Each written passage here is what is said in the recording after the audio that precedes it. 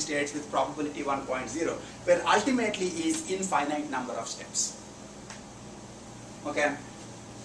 So, and furthermore, since I'm given initial state for SSSP, instead of just computing the value function, the cost function for all states, it makes more sense to first compute the cost function for the states that you are likely to reach.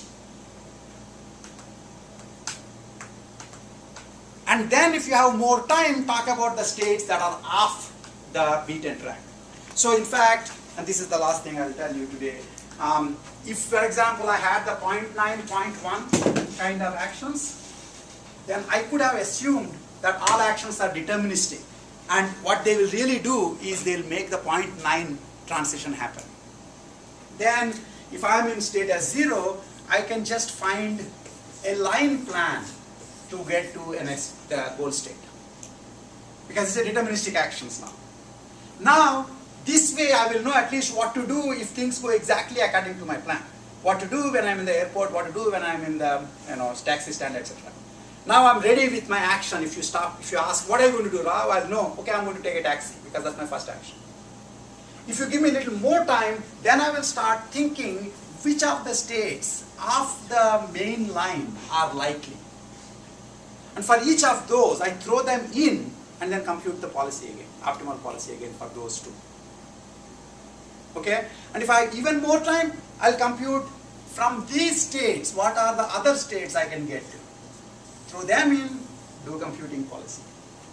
This is essentially an envelope extension method. In the beginning, you just look at the line policy and then you start looking at what if analysis as time permits. You couldn't have done that if you didn't have an initial state. And you do not have an initial state for normal MDPs. They're so general that they don't even say what the initial state is. This is the world. Every day you'll find yourself in some random state. You should start doing right things from there. Okay? Okay? So that's basically, and then if you think about this envelope extension method, it is also, some of you will probably realize that it has this anytime notion for the decision making. If you give it some time, it will give you a decision. If you get more time, it will hopefully give you a slightly better decision. The interesting thing is, once it has more time and it realizes what other crazy things can happen, it might decide to change the most optimal thing to do from the first state itself. So for example, if I'm in Italy, I might just assume, oh, I'll take the bus and then I'll go to the airport, blah, blah, blah. That's my first plan.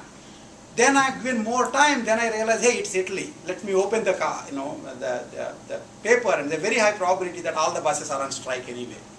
So I will take the chance, rather than take the chance that the buses will be on strike when I actually go stand in the bus stand, I would decide to take a cab, which is costly normally, if in fact buses were to be available, but because there is a probability that buses won't be available, this is actually the optimal action to do. Okay, so every time you recompute what is the best thing to do for all these extra number of states. And this is actually very similar to what min-max decision making does in the game tree search. It does it to k-ply, finds what is the optimal move, and it has it saying this is the move I will make. And then if the time is still there, it will go to k plus 3-ply, do again recomputation of, back up everything and find what's the best move. And then if you give me, right now if you ask, I will take the second move as my best move. If you give me even more time, I'll go even further. This is possible because you have an initial state. Okay? So, we'll stop here. Next class, we will talk about this connection that we established. Right now, with this connection, I would say we have an atomic model for stochastic planning. Just as A-star search was an atomic model for deterministic planning. So now we are in the same situation we were in many weeks back, when we knew A-star search could be used for finding optimal plans if in fact you do atomic search. But we want to do it faster, we want to use the factored representations. Okay? We'll see what we can do in this case. Okay?